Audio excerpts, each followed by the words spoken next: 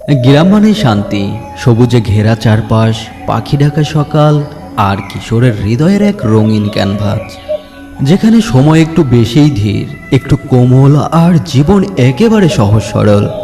সেই ছোট ছোট পথ যেখানে কাদা থাকলেও হেসে হেসে চলে যেত, সেই উঠান যেখানে দাদা দাদির কোল ঘেঁষে বসে গল্প শোনা হতো সন্ধ্যার পর।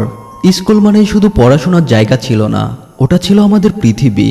খেলাধুলা, আড্ডা, চিৎকার, ঝগড়া, সব কিছুর কেন্দ্রবিন্দু।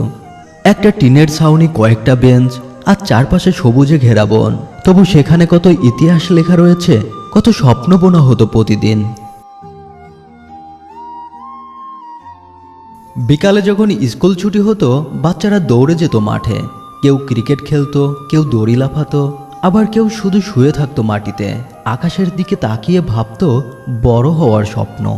গ্রামে ছিল এক শান্ত নদী, তার পার বেয়ে ছিল খালের সারি, জল যেন মায়ের কোল, কখনো শান্ত, কখনো উত্থান, কখনো পাথান। গরমের দিনে সাঁতার কাটতে গিয়ে কেউ কেউ চলে যেত মাঝখানে, বন্ধুরা চিৎকার করতো আর কেউ দৌড়ে যেত পারে, ওরে কেউ নে, ডুবে যাচ্ছে। বিল ছিল শাপলা ফুল, শালুক, কচুরিপানা।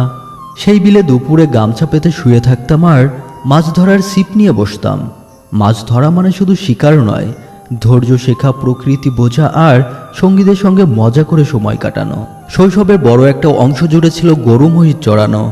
মাঠের একপাশে বসে থাকতাম, গরু মহিষ ঘাস খেত আর আমরা খেলতাম পাতা দিয়ে রুটি বানানোর খেলা। কখনো বড় গাছের ডালে উঠে বসতাম, দোল খেতাম, আকাশের দিকে তাকিয়ে গান ধরতাম। কখনো ছাগল হারিয়ে যেত, কখনো আমরা খোঁজ করতে করতে চলে যেতাম অনেক দূরে।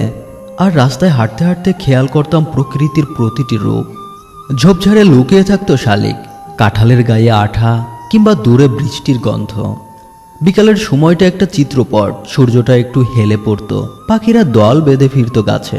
আমরা মাঠে বসে পাঠশালার ব্যাগ নামিয়ে রাখতাম, তখন কোনো পড়া নেই, কোনো ভয় নেই, শুধু মুক্ত সময়।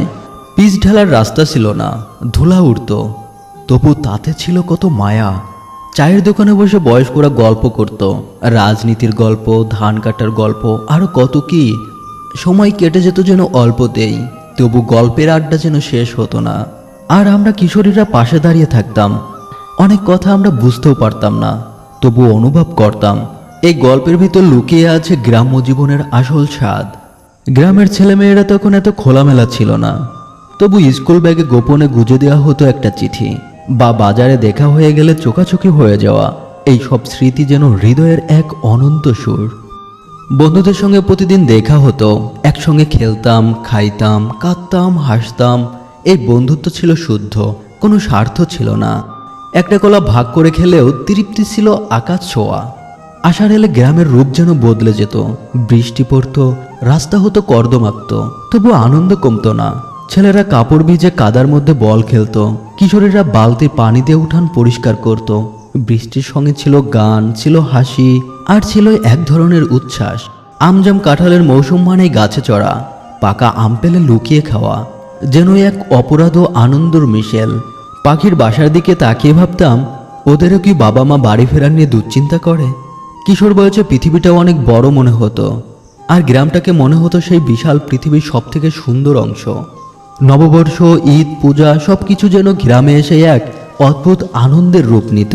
বিকালে বাজত ঢোল, ছেলেমেয়েরা ঘুরে বেড়াতো, কিশোরীরা লাল হলুদ শাড়ি পরে পুকুর ঘাটে যেত, আর নদীর তীরে বসে চলতো গান, কবিতা, হাসি, আড্ডা, কত তামাশা। এসব মেলার দিনে পকেটে থাকতো 5 টাকা, তবু মনে হতো আমরা রাজা।